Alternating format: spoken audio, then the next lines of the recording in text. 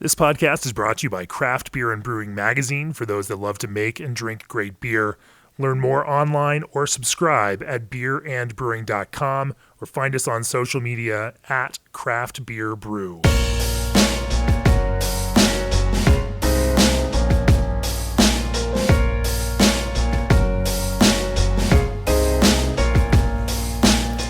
Welcome to the Craft Beer and Brewing Podcast. I'm your host, co-founder, and editorial director of Craft Beer and Brewing Magazine, Jamie Bogner. My guest on the episode today, I shouldn't say that, I should say our guest on the podcast today, because we have our co-host for the podcast, Joe Stang, managing editor of Craft Beer and Brewing Magazine. Welcome, hey guys. Joe. Hi, thanks. Our guest on the podcast today is Florian Kuplent of Urban Chestnut Brewing Company in St. Louis, Missouri. Welcome to the podcast, Florian. Thank you. Good morning. Florian has a long and storied brewing career and has worked for a number of breweries in Europe as well as the United States. We're going to talk about some of that history and some of what he has learned through that process. We're going to talk quite a bit about lagers, and I think we'll get into ingredients like hops, malt, and other things in the process. So stay tuned for that. But first, as the brewing industry's premier choice for glycol chilling, G&D Chillers has set the standard on quality, service, and dedication to their customers' craft. G&D is committed to cold, whether you operate a brew pub or large-scale production brewery. They are big enough to produce and small enough to care. Call G&D Chillers to discuss your project today or reach out directly at gdchillers.com. Also, Old Orchard invites you to step up your fruit game with their premium craft juice blends. Whether you're planning a passion fruit Kolsch, Concord Sour, mango lager, or other fruity brew, Old Orchard can supply you with a consistent product at affordable prices. Their blends are packed with real fruit and natural flavors with no sugar added and other weird fillers you'd find in knockoff brands. With the rising demand for fruity seltzers and brews, the time is ripe to grow your relationship with the right juice supplier. Get your Old Orchard sample kit today with a free 6-pack cooler at www.oldorchard.com/brewer. Florian, talk to me a little bit about your brewing history, how you've moved through the industry and gotten to where you are now, and a little quick history arc of brewing, if you will. So I'm originally from Germany, grew up in a small town fairly close to Munich, and started my career in a local brewery very close to my parents' house that I used to ride my bike to. Initially just delivering beer, helping out on the packaging line, very non-fun things, but decided quickly that that's something that I wanted to do. I was always interested in chemistry and biology, and the combination of that chemistry, biology with the artsy aspect of brewing and the community definitely appealed to me, and that's kind of how I got into the game. And then I started an apprenticeship at that brewery, stayed there for a couple of years, and then moved around a little bit. Actually got a job at a brewery in Connecticut because I wanted to get out a little bit. Came back to Germany, got my brewing science degree at the University of Munich-Weinstefan. And then after that, got a job at a startup in London, England. Worked there for a couple of years and then finally made it to the States working for Anheuser-Busch for about 8 years. That's kind of the very, very brief snapshot. And so why make the jump to Urban Chestnut Brewing and launch this new brewing business with your partner?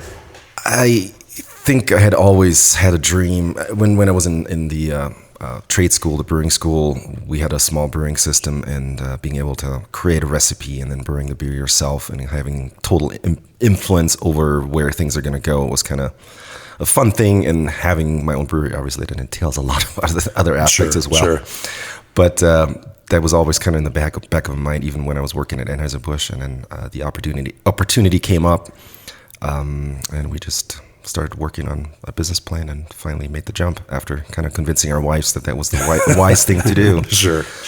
As you started thinking about a brewery, obviously one of the kind of core components of that is, who's your customer and what beers are you going to make for them? As you started to envision Urban Chestnut Brewing, how did that take direction? Probably very selfishly, considering that I'm one of the consumers, one of the customers, kind of designing the beers for that. I'm a fan of very drinkable beers, nothing too out of the extraordinary in terms of ABV or bitterness. I like 5%, 4, 5, 6% beers that you can drink a few of, and that our approach was kind of driven by that. We also realizing that I come from Germany and that a lot of people are going to see us as the German brewery, which I think a lot of people still do or do to this day. We didn't want to just focus on that, so we came up with the creative license for ourselves that we're able to do pretty much anything. European style beers, but also more experimental stuff. And at that point, kind of just try things and then see what the consumer was looking for. And to this point, I think that's kind of the how we're coming up with beers and new creations. It's a lot of it is driven by what people are looking for. We actually have a little pilot brewery where we try to get people's feedback and kind of observing what people are drinking in when they go out, and then just base it off that. Let's talk a little bit about that, because that is one of the more interesting approaches that Urban Chestnut has had. It's the Urban Research Brewery. Yeah. Mm-hmm. Talk to me a little bit about how that works. So we have a tiny brew house in a what used to be a tapas restaurant right across from our main production brewery. When the space became empty, we thought, why don't we just start another project? We don't have enough stuff going on in our lives. And put that small brewing system there. Our chef is a fanatic when it comes to creating everything from scratch. So the idea was to basically have a pizza place where we make everything, the dough, the pizza sauce, the sausage. It's really good pizza, really. It's New York style, so that's non-controversial versus St. Louis style pizza, which is divisive. Sorry, go on. Yes. So combining the pizza, because everybody likes pizza, with a experimental brewery where we basically have people come in. We create surveys. Every couple of weeks we have a new survey. Could be cider, could be beer, could be coffee even, or spirits. So it's not necessarily just beer focused. But we create the survey with 2, 3, 4 new experimental things, and then have people log into our server and give us feedback on those products, on those beverages. And based on that, we have had some feedback that we took and then actually made some changes for products that we released. Customer comes in, maybe they have some pizza, maybe they don't, but they basically get to participate in a blind tasting, essentially. Yep. And then they share their feedback, whatever. And I think one of the interesting things about it is that they're not trained judges or anything most of the time. So you're getting real consumer feedback that's in a way maybe more valuable than sensory evaluation from trained brewers and so on. I don't know. How has that worked out for you? Yeah, I think so, because we're obviously all very biased. We have our own little thoughts and biases towards certain flavors and what we want to see in a beer, and just directly talking to the consumer and not even giving them any answer. They have to really come up with their own thoughts on what they think about these things, and I think that's definitely helped. A lot of it is fine tuning. If we have a new beer, just kind of gauging, is it bitter enough? Is it not bitter enough? Is the balance right? Is the color right? Just kind of fine tuning things is always very interesting, and we've used that several times for releases that happen on a larger scale. I find that process interesting and actually fascinating. Are there any examples of things that you've learned that may have run counter to your intuition, where you thought that consumers might approach things one way and their feedback will actually pointed towards something different? Yeah, it's subtle things. One example would be our Radler that we released, I think, a couple of years ago. So it's a lemon and grapefruit Radler lager soda blend, I guess is probably the best description. Sure. Figuring out the exact sweetness level of that, how much soda to add, how much flavor to add. I don't have a good gauge myself and say, hey. And then if you talk to somebody in the brewery, they will tell you one thing. If you talk to somebody else, they'll tell you something exact opposite. So it's really figuring out a broad number of responses and saying, hey, what are people looking for? What do they like? What do they prefer? And just taking our opinions completely out of the equation. What direction did that point for you? Did you find they wanted it sweeter or less sweet? It was actually less sweet. I thought Interesting. It was. Okay. Yeah. So people are more interested in something sessionable, which is great. Yeah. Let's talk a little bit about building character in beers. As you launch a new brewery and you have this both creative and classic German, kind of approach, you face this next question, which is how do we build a character for our beers that says what we are as a brewery?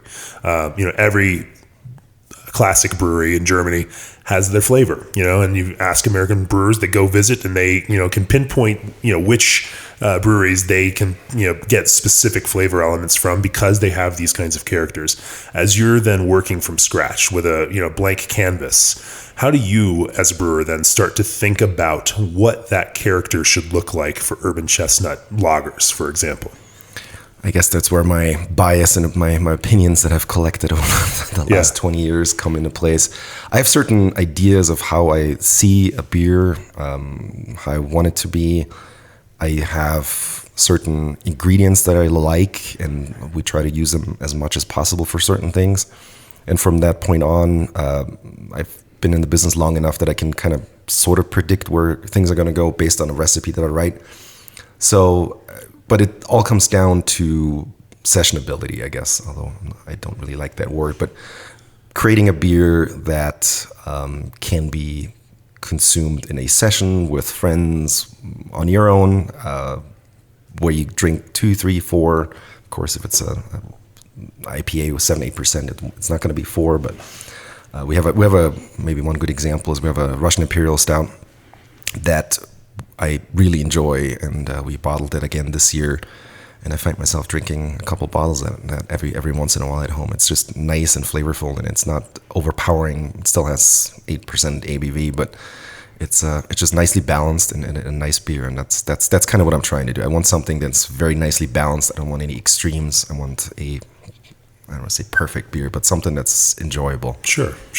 You say that there's specific ingredients that you enjoy working with just because, or is that flavor component? Is that because of the way that they work in a brew house? Talk to me about some of those specific ingredients that you really find showing up and that might give some of that character to your beers. When it comes to hops, we have a hop variety that we use quite a bit for our lagers. Hallertau Mittelfrüh is kind of, for me, that's one of my all-time favorites that can fit into a very low ABV, low impact lager, just kind of in the background, but it can also play a really significant role in a Pilsner where it's very dominant and really shines. It can also be used in an IPA, so it really has a lot of different functions. What do you look for when you're selecting Hallertau Mittelfrüh? We have a grower that we've worked with over the last 10 years. He's got a family farm, so we buy his hops predominantly, rely on his expertise to really grow the hops, and I visit throughout the year, talk to him, go through the fields, look at the hops. That's always a fun thing. Just knowing, because you can't be there every single minute of the growing process, and you just have to rely on good people to be able to, passionate people that deliver that product that you're looking for. And did you choose to work with him because of the flavor of his hops specifically, or because you had a great working relationship with him? It was kind of a weird coincidence. Yeah. He and his brother are hockey fans, and they all of a sudden showed up in our brewery. I still don't know exactly why they came to St. Louis to watch hockey, but they decided they had to make a trip to St. Louis to watch the Blues about 10 years ago, and then we started talking, and all of a sudden there were these two Germans in the beer hall, or in our brewery, and then from that point on we just kind of started talking, and ultimately ended up buying their hops, and we've been buying hops from him since. It's an interesting concept to think that, something like that relationship and that odd incident of running into them could have such an impactful way, such a larger impact on the way that the flavor of your beers may express because of the ingredients that they use. Yeah. But it's actually a nice story more than a hyper technical, scientific approach to it. Talk to me a little bit about malt and then yeast also in this kind of process as you're creating a formative idea, for the base of your lagers. To me, less is more. And that's especially true when it comes to malt. We use base malts. We import our own malt from a couple of malt houses in Germany. Again, family-owned businesses that we can rely on to deliver high quality, that specifically also work with farmers in the region. So nothing gets imported from China or Brazil in terms of the raw materials that they source. So base malt. And then depending on what beer style we're using, We use maybe 1 or 2 specialty malts. That sounds like a very expensive process to then import it yourself by working with small family maltsters. It's probably a little bit more expensive, but we specifically look for barley varieties that are grown in Europe and haven't really found anything that comes close in terms of flavor here in the US, unfortunately. But we import container loads, so it actually it's surprisingly affordable, and the logistics are amazing behind it, and they work pretty well. I'm always amazed that. Let's talk a little bit about those barley varieties. I'm curious about that, and the kind of flavor contributions that you're looking for, and that brew house performance that'll go along with them. This is where it becomes very non-scientific for me, I guess. I don't know. I guess I'm looking for specific breadiness and complex malt flavors that I don't find in a lot of the American barley varieties that are grown here. When you look at the areas where barley is grown in, let's call it North America, because it's obviously not just the US. There's a lot of barley being grown in Canada. The climate and the soil is quite different from Central Europe. So I think that has a pretty major impact on flavor and how those develop throughout the growing season. And I think that the complex breadiness, I think that's probably the best way to describe it. Is there anything to do with the modification levels, in the malt that you're looking for? Probably, I guess most malts these days are so highly modified that almost need to bring that down a little bit. I'm not sure that German malts are necessarily less modified, but I think less modification that gives us a little bit more play and wiggle room in the brew house is probably better. German brewers always look for very clear beers, filtered, brilliant, clear, and we are not worried about that at all. Our consumer is really not fussy about turbidity in our beers. So we don't really strive for that at all, and I think that allows us to retain a lot more flavor and using those barley varieties and those malts then kind of helps to preserve that flavor and really bring that out in the beers that we make. I think this is a good time to talk about this Zwickel because it's basically your flagship beer. It's an unfiltered Helles, and I live in the St. Louis area, and it's just a joy to have this so available. You can walk into burger joints and barbecue joints, and the dive bars sometimes will have a Zwickel on tap. And I don't know how many brewers realize that this beer that's so widely available around St. Louis is a product of a decoction, one of my favorite subjects. So can you talk about the decoction a little bit, and maybe also in connection with the modification of the malt, which the conventional wisdom of American brewers, I think, is why do a decoction? You don't need to do it, but maybe there are benefits. So, to me, and the benefits are not like it's not hitting you over the head, but it's very subtle. But again, it kind of contributes to that breadiness, to that complex malt flavor. The Maillard reaction that happens during the boiling of the mash, I think, definitely contributes. Definitely, we pick up color. We pick up that complexity through boiling process, and I think that overall just helps contribute to the complexity of the beer. I mean, it's kind of funny, right? Talking about a very nondescript, if you want to say that, 5% lager, not very hoppy, not very malty, just nicely balanced. But I do think when you look for certain aspects, you can find some of the hop characteristics in that beer. You can find some of the malt characteristics. You just have to look for it. But it also allows you to drink it 2, 3, 4, 5, whatever you choose, in a setting, and it's not overwhelming. And I think that balance is kind of fun, and I really enjoy that, being able to find those subtleties, but also kind of, if you don't want to look for them, you don't have to, and they're not that present. I think it's also worth mentioning that your website, a lot of the beers have basically homebrewing instructions almost. It's almost a recipe, including for the Zwickel, and mentioning temperatures and ingredients and everything. So it could be worth going to the website for people who want to try to take a crack at these. Sure. Yeah, I mean, we don't have many secrets. Building character, in these small beers is a matter of doing a lot of small things and not big things. It is small things like, can you eke out a little bit more of a character in this very light base malt using some processes like this. Let's maybe talk, about fermentation in this process, then how do you eke out some of those kind of small flavor additions through the fermentation process, not just through yeast choice, but also through the entire cellaring process?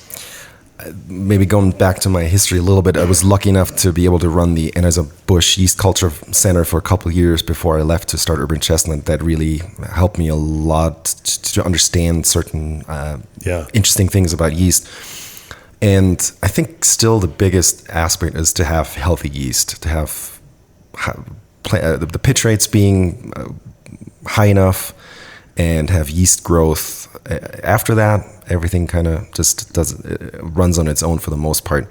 Just kind of that the start of the fermentation process is really, really critical. And obviously yeast choice is important, but having healthy yeast, having yeast that's present in sufficient numbers for the amount of wort that you're pitching it into, that's really critical. And our biggest issues always arise when we pitch yeast from a tank and there wasn't enough left over, and then fermentation stalls out and you have a tank that just doesn't finish out, and you don't get that crisp finish and you don't get that refined flavor. And again, to me, that's the most critical thing, having the pitch rate right at the beginning, and then as I said, after that, it really you just kind of monitor the process, but there's not much else you can do at that point. What do you use to determine right pitch rate? Well, we just do lab tests. We do cell counting throughout the process. We try to we have our own yeast propagation starting from scratch. So we have a -80 freezer, a liquid nitrogen freezer in the lab. We pull out yeast cultures, grow those up depending on what we need. I mean, we have 2 to 3 yeast cultures going every week for new batches that we're doing. So just controlling the process from start to finish, making sure that in the yeast propagator, the plant propagator, that we have yeast that's highly viable and the vitality is high, and then pitching that's critical for our process. Sounds like you did learn a few things from your experience working for world's largest brewer. Just a couple. Yeah. Let's talk. We can shift gears here in a minute, but first, the founders launched SS Brewtech with a very clear goal to advance brewing equipment design, performance, and quality to the very highest standards in the industry. With a team that draws upon strong functional backgrounds in brewery science, mechanical engineering, industrial design, supply chain, and manufacturing, SS Brewtech has the people and skills you want and expect from your supplier of pro brewing equipment. Head over to ssbrewtech.com for more information on their brew houses and brewing gear. Also, did you know that breweries that serve food see an increase in revenue of 1.8x? Second Kitchen is a food tech startup that connects local breweries to iconic neighborhood restaurants to help provide your brewery with food experiences to keep your customers in your taproom longer. Second Kitchen provides the technology, support, custom menus, and more, all at no cost to your brewery. I want to ask about the brewery in Germany and how that's going. I was lucky enough to visit Woensach a few years ago and go to the hop museum. And actually it was harvest time, so I'm just walking around the streets and you can smell the hops in the air. It was wonderful. And visit the brewery there where you're doing some beers with open fermentation. And can you talk about how things are going there and how the brewery's been embraced locally? It's another one of those projects that's kind of happened overnight. I talked to my hop grower friend that he lives close to Woensach, has a small hop farm there. And he mentioned this brewery that just had gone bankrupt and that's up for auction. And I figured, let's take a look at it, see if we can get some equipment, and then eventually came up with the idea that maybe everything is installed.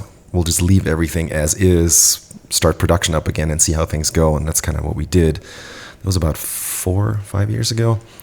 And it's been fun because we made the choice to use our American Urban Chestnut name and put that on the label. It's not extremely prominent, but it's definitely there. And that was definitely a little bit of a risk in a fairly small town in conservative Bavaria to kind of show up as the Americans that now tell the Germans how to make beer in a way. But we were pretty subtle about that and had a guy that was local to brew the beer, and I can still pull out my Bavarian dialect if I need to. And kind of that approach really worked, and it's now the local beer. It's been very fun to follow that along, and we had actually a very good last year. We just introduced a Helles for the first time, and that's been going really, really well. So yeah, it's been a fun project and allows me to go back every couple months or so as well. So it's a nice way of being able to go home and observing that process. So operating an actual brewery in Germany as well as your brewery in St. Louis. Yes. 3 breweries in St. Louis, right? Yes. There's the Grove, the Beer Hole one, And the the Midtown, and now the Pilot, the research brewery. Is there any learning that goes, back and forth between those two? Things that you may pick up at one that you apply to the other, and vice versa. I think one of the big things in terms of sales was the local approach that we took in St. Louis. We didn't want to go out and blanket the Midwest with our beer. I think we took a very slow and measured approach to start in St. Louis and to kind of grow it from there, realizing that going far away from your brewery just gets tougher and tougher to sell your beer. And we're still kind of that way. We sell about 4 to 5 hours outside of St. Louis, but the vast majority of beer gets sold in the St. Louis metro. And same thing is true for Germany. We didn't really try to sell beer in faraway places. The vast majority gets sold even in a small town with about 15,000 people or so. So we have a couple of liquor stores there that sell an amazing amount of beer that you would never believe. It's by the pallet, and people just take it out there. The model there is a little bit different from the U.S., but that local approach is definitely something that we tried over there. I think they're very different in a way, but also very similar. The market is different, but I think when it just comes down to selling a high quality product and believing in what you're doing, and I think people understand that, and that's I think has been the success or the reason for the success. I saw the open fermenters in Woensach. Are you doing any open fermentation in St. Louis? We are not, no. We have one little tank, but for the most of our beers is being made in unit tanks, basically. And the beers are naturally carbonated, right? You're not forced carbonating. It's from the fermentation. Yeah, in both places. Mm-hmm. So we in Woensach, we have a secondary tank, maturation tank system where beer gets transferred into, then naturally carbonates there under pressure. And St. Louis, we just close off the tank to carbonate in tank after primary fermentation is kind of almost complete.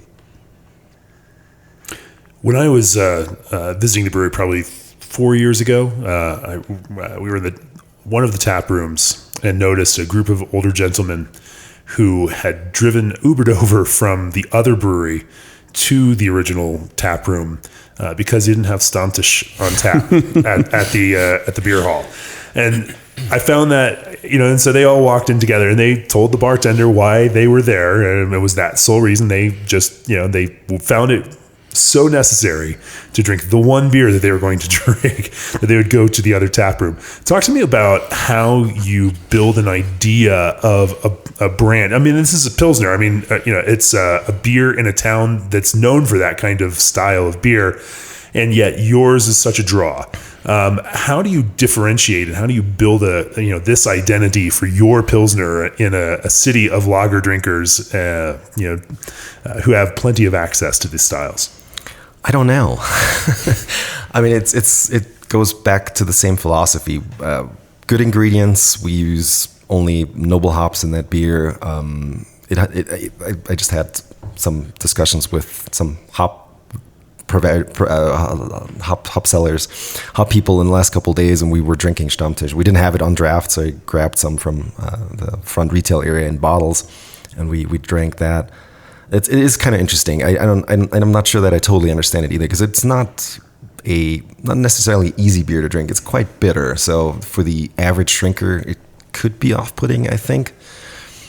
So I'm not sure that I totally understand that phenomenon, and I think we could probably do a better job at marketing. And I was thinking about that over the last couple of days, that maybe our approach should be a little bit more mass market driven in terms of the branding of the beer. I'm not sure that it's very approachable when you see the bottles itself. So, but yeah, I'm not totally sure how that works. But we have several people that and the brewers all drink that too. So it's interesting. It could be the bitterness and the hop flavor in there that's doing it. I mean, for me, that's what I love about it. So, yeah, no, you're probably right. I always assume that high bitterness necessarily means that it's not something that people want and like, but because humans, to me at least, bitter is not always something they look out for, but they look for. But maybe that's exactly what it is. Maybe also the goalposts for bitterness have moved, haven't they?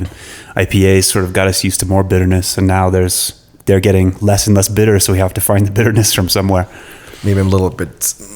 One of my former colleagues from Anheuser-Busch was kind of the hop guru. He told me a story that he had talked to his counterpart at Coors at the time, and they were just kind of talking about how the bitterness levels had decreased over the years.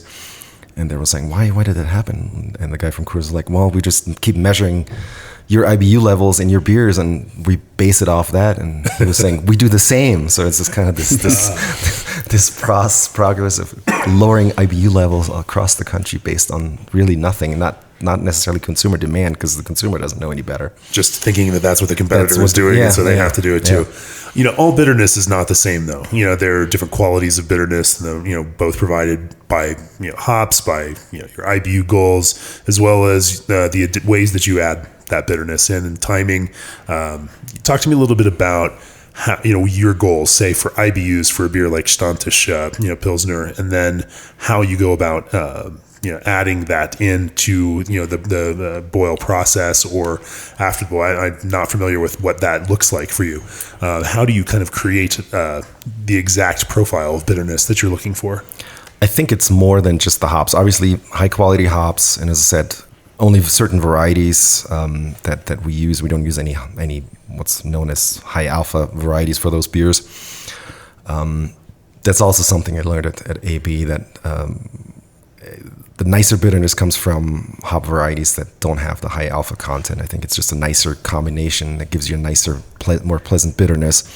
But then also the impact of fermentation, the pH drop that happens during fermentation is very important. We did a study on different pH levels at the same bitterness level, and it's amazing how different we perceive bitterness at different pH levels of beer. So that has a huge impact on how that bitterness comes across. If the beer didn't finish out, the pH drop wasn't quite what we were looking for in our recipe, you're not going to get that same clean bitterness necessarily. So it's more to it than just adding hops to the wort. I'm curious about that. Is it not a linear scale with pH and perception of bitterness? No, it's quite interesting you're talking 0.1, 0.2 pH units where the difference is actually perceptible. And really? I think by adding by adding hops as dry hops, you are increasing your pH, and you're gonna change the perception of that bitterness. So 40 IBUs is not necessarily 40 IBUs from the way you perceive it.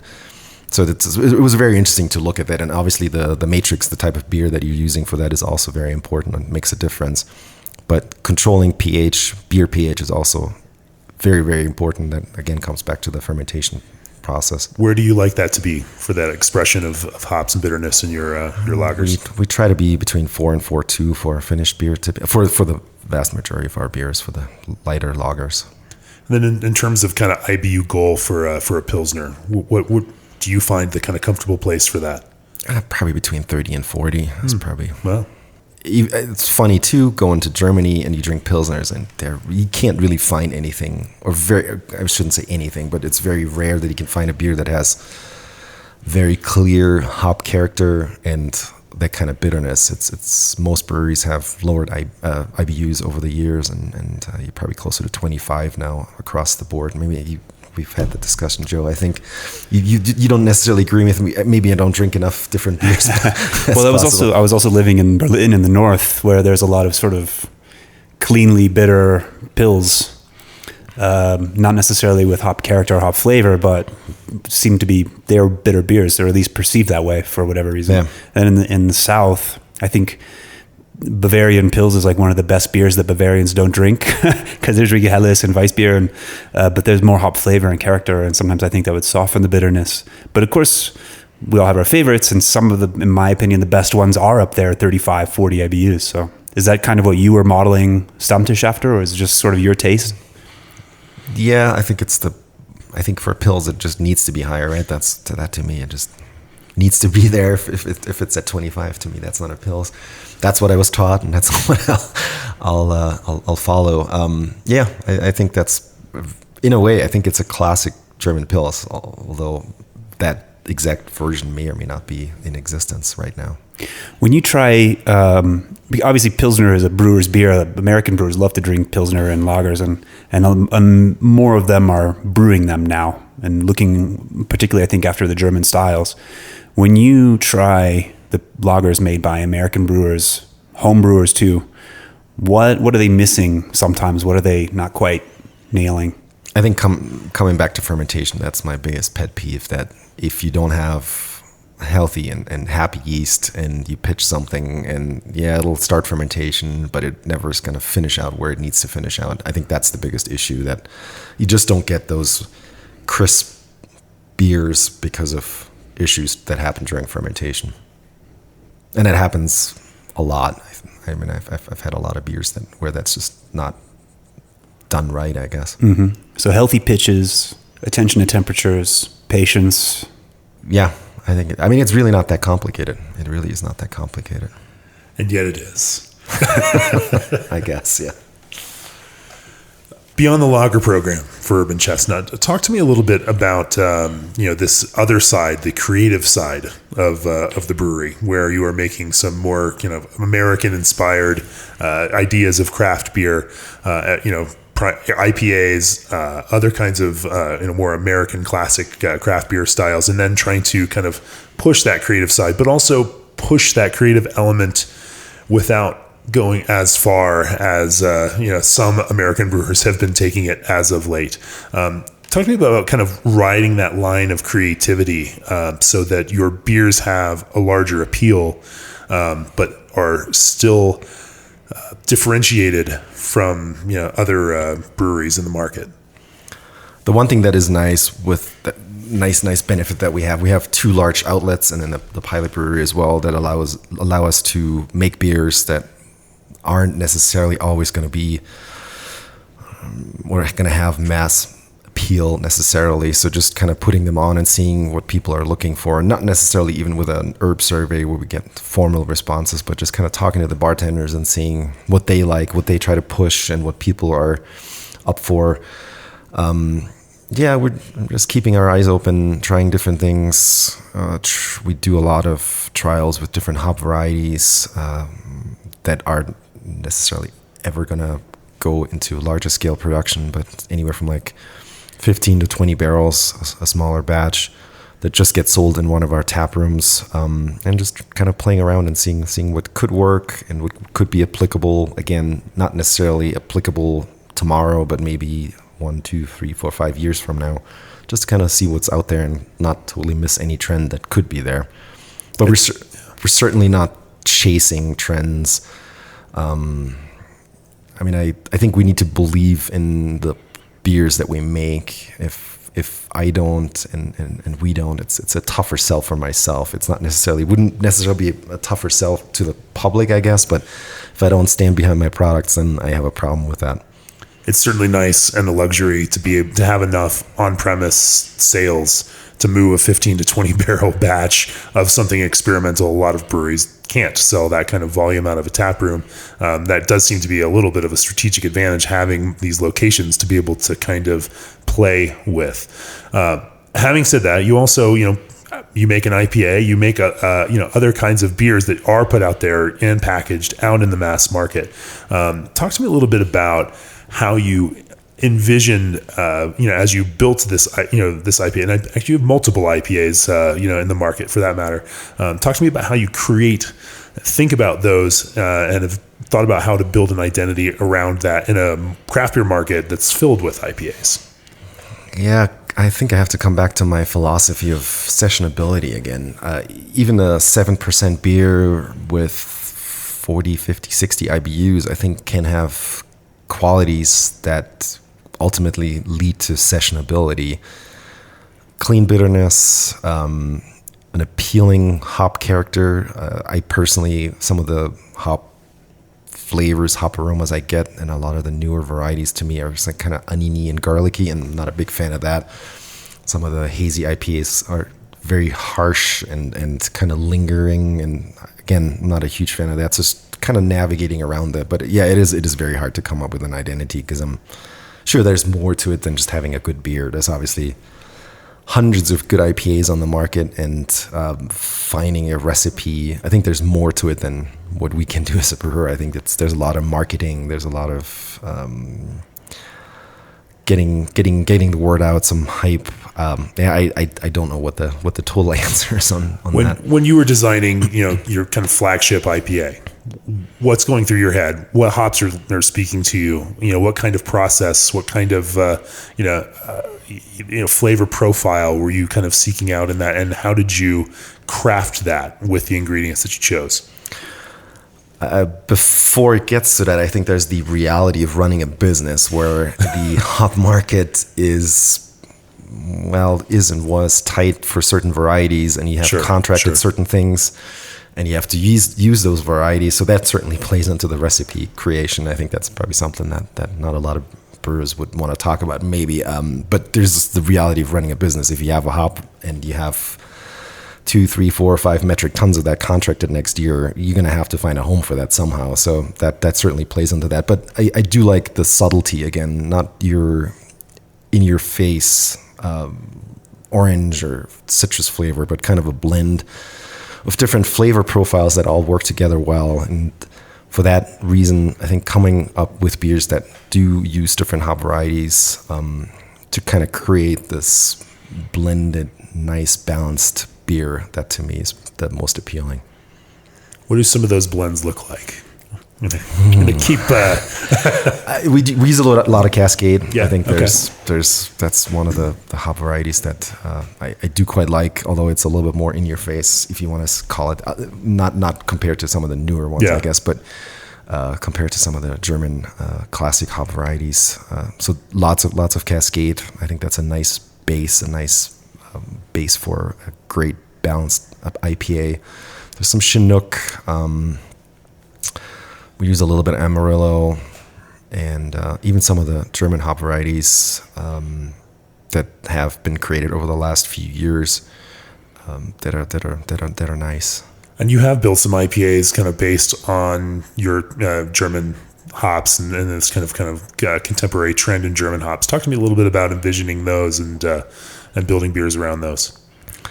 It's kind of interesting, the hops coming out of Germany, those they call them flavor hops, just to differentiate them from the classic aroma hops. I'm not sure that they have found a huge following, but there's some really nice hop varieties. Mandarina, for example, I think used right, that can produce some really nice beers. Actually, our pale ale in Germany is exclusively made with hop varieties that are grown in Hallertau, Mandarina, then Hallertau Cascade, and they make a nice fruity, citrusy beer that's really nice and very pleasant to drink. Maybe not as in your face as some of the New Zealand varieties or the varieties coming out of Australia, but overall very nicely balanced, and I think they work well in beers.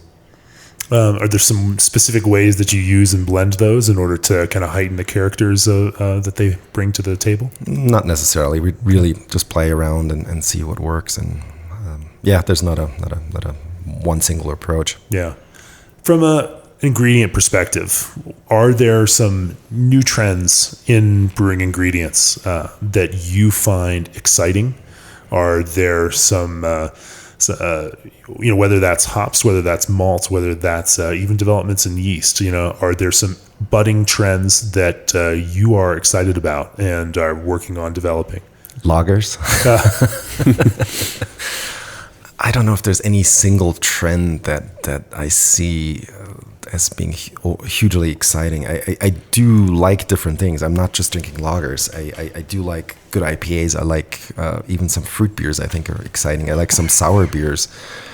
But I think ultimately the volume that's going to be sold is going to be beers that people are going to be able to drink. And there's only so much you can drink of a sour beer. There's only so much you can drink of a 10% Russian Imperial Stout. It's just not lending itself to consumption on a larger scale. So we play around with things, but I think classic beers, that to me has been the most exciting thing. Are there some classic beer styles that you've been able to bring out and release through the brewery, and also, develop your own process toward, that you've been excited to learn from and also share with your drinking audience? Smoked beers are a big favorite of mine. Of course, that's not a huge sales success. Those are always the ones that that sit around a little bit longer in our tap rooms. Berliner Weiss, I think that's an interesting and fascinating beer style that actually surprisingly has a fairly large following. We've kind of been playing with that for several years now, perfecting that a little bit, and have released it in cans, have released it in bottles every once in a while. But over the last couple of years, there seems to be a following for that specific beer. Urban Chestnut hosts an event dedicated to historical lager recipes. That's about as nerdy as it gets. And can you tell us, I love it. That's my kind of nerd. Can you tell us how that came about and what's that event like? I was a little skeptical that we would get an audience for that, but we can do things like that where we invite people, and as long as we kind of don't go overboard, it's easy enough to put a festival like that on. Stan Hieronymus was very involved in that in the beginning, and I think we were just joking around a little bit. We should just do that at some point, and we had thought about that before, and then we decided to pull it off and come up with some old recipes for lagers. And interestingly enough, enough brewers were excited about the idea, and then we just put that together. But the most exciting thing about it was that people actually showed up, and that's pretty cool. I was a little bit skeptical, as I said, that we would get enough people to show up, but it was a fun event. Is that a regular thing? Yeah, we're gonna put it on. We actually moved it this year. We'll move it to November just for some scheduling reasons, and there's so many beer things going on that we thought gives us a little bit more time to plan it right. But yeah, we definitely plan to keep that around. Is that event at the big beer hall in the Grove? And then what's it like when I walk in there? What's is it everything on tap at the bar, or because I know there's other brewers are there too, right? Yeah, currently the way we had set it up is that we had jockey boxes with the beers of other brewers kind of spread around the brewery. We're kind of potentially rethinking that. That may or may not happen this year. We'll see. We have a few ideas of how to make this a little bit different, but the idea was initially to just have the brewery opened up for other brewers and serve their beers during that festival. Has there been anything from that festival or anything sort of this interest in brewing old recipes or historical lager recipes that you've decided to produce at the brewery or that's stuck around? Nothing's stuck around, but it's always interesting to look at how brewers approach things back then, and it's not always easy to wrap your mind around that, because you don't know exactly what the quality of the raw materials was, what their processes looked like. So interpreting the data that you can find and figuring out what that beer may have tasted like is not easy. But there was definitely some interesting things, just looking at old recipes and trying to figure out, hey, what were they trying to do here? Your first brewing job was at the Brauerei Erharting, the small one you mentioned, and that was a small traditional Bavarian brewery. What kinds of things were you brewing there, and what did you learn from that experience? And what would you now if a brewer went back there and saw how you were brewing there, how that brewery brews, what would they be surprised about? It was very traditional. I worked for 2-3 brewers that had been there for 20-30 years that were very set in their ways and made sure that I followed those. And I think that approach may seem a little pedantic maybe, but the way you roll up your hose at the end of the day in the fermentation cellar and focusing on that, I think that approach to making sure all those little details are right, that's great. And I really enjoy that. And I think ultimately that translates to the quality of the beer. If you focus on those minute little details, I think that ultimately then gives you the thought process to say, hey, all this has been, you think about all these steps, and then ultimately your beer comes out right. What were they brewing there? Helles. Lots of Helles. Yeah. Open fermentation. Had their own malt house, which is a little bit unusual. So I got to see all that. Very classic distribution model where they owned their own pubs basically and distributed that on a weekly basis, going different routes into Munich and close to the Alps. It's an interesting business model. I think about that a lot, where there's no growth per se. You have this very steady business model compared to some of the breweries here in the US, and we have seen that, where you have 5, 10, 15, 20% growth every year, and it's sometimes hard to manage. It's kind of interesting that sometimes I wonder, should we focus more on every little detail, but then you realize you just can't, because there's so much other stuff going on. But it's kind of a balance to kind of take the German approach and then apply that to the existing realities of running a business in the American craft brewing industry. You guys are sort of in that awkward size now, where the regional breweries are having a tough time in the market that's tightening up. Has that been the case for you guys too? I think our portfolio is a little bit different from other breweries. We're not heavily reliant on IPAs and other things. We do have a lot of lagers, and they're still growing for us, and we do have some plans to continue focusing on that and have some exciting new things coming up this year. I think the biggest issue is the access to capital at some point, because obviously putting new fermenters in is expensive, and then financing that through the daily operation is not always easy. So yeah, it'll continue to stay interesting, and I'm sure a lot more is going to change, but it's still fun. Yeah. A marketing question. Yes.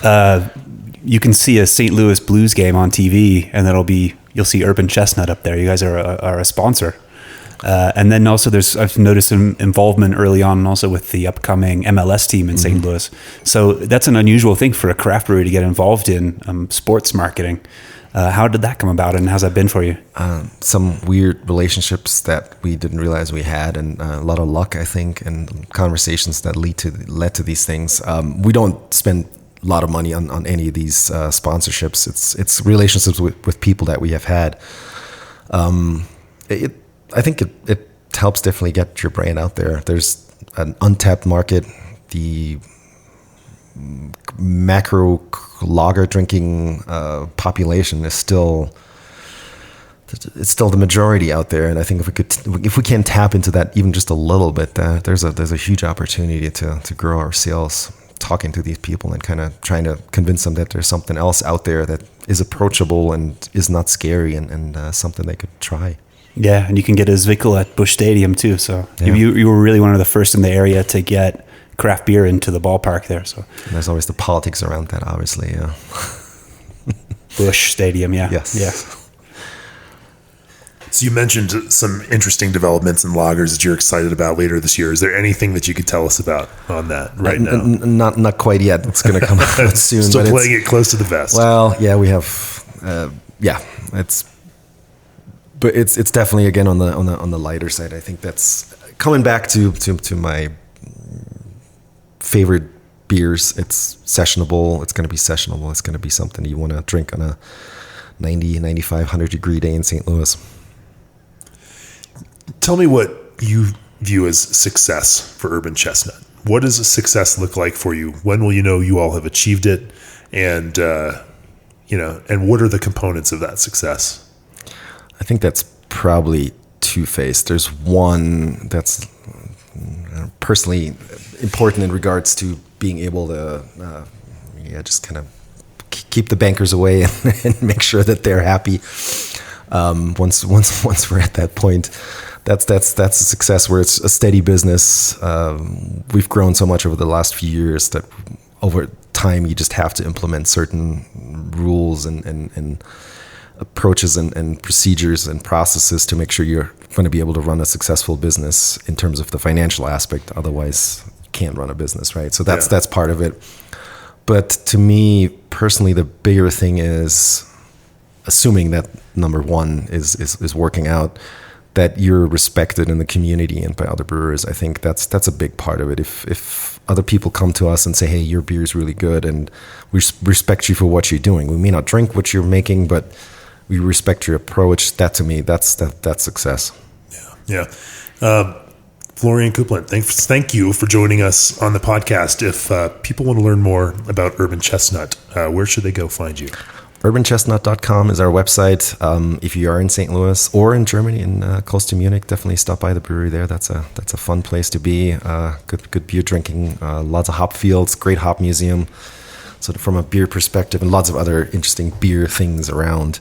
So we're pretty open, give tours. So just look us up or visit us. What's your favorite beer that you make that everyone should try? Ooh.